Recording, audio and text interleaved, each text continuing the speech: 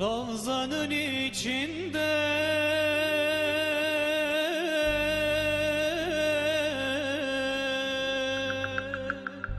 yeşil direkler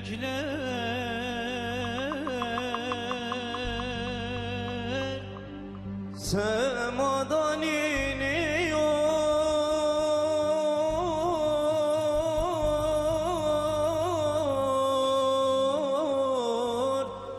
bütün melekler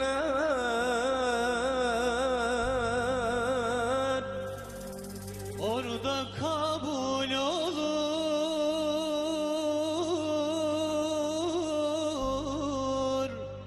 bütün dilekler.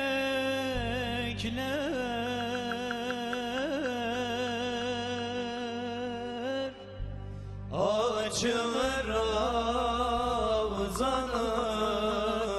Habibimde var bütün dertlerimin tabibi de var.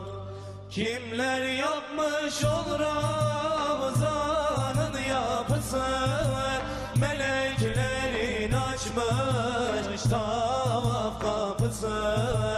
Hacerül Esved'in gelir kokusu, açın bu Ravzayı Habibi de var. Açın bu Ravzayı Habibi de var.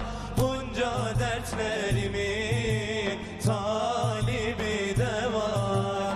Açın bu Ravzayı Habibi de var.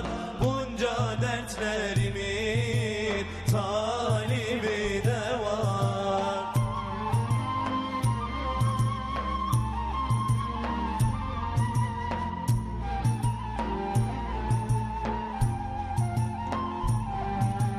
Yangınlar yanar da dualar nerede?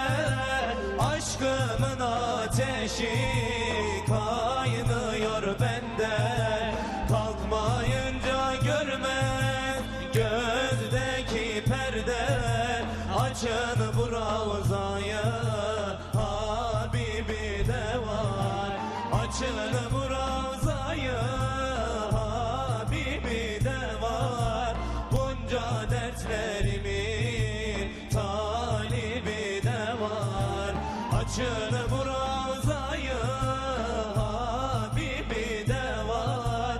Bunca dertlerimin talibi de var.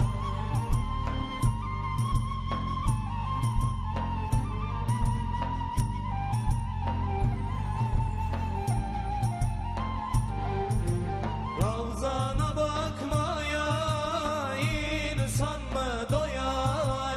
Aşkından içenler böyle mi yanar? Ebu Bekir, Ömer, Osman, Ali de var. Açın bu Ravzayı Habibi de var. Açın bu Ravzayı